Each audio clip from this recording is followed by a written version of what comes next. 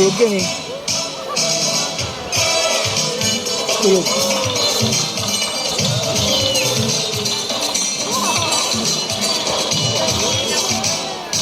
Wow, what a beautiful entrance! Good day everyone and welcome to Aquatica. By the way, I'm Trainer Michelle and I'd like you to meet my friends together with your trainers one at a time. On your left side is the eldest female South American sea lion that we have, and she is the prettiest. Wow, confident. Her name is Isis. Together with trainer Jerry, say hi. And on the other side is the youngest female South American sea lion that we have here, and let's make her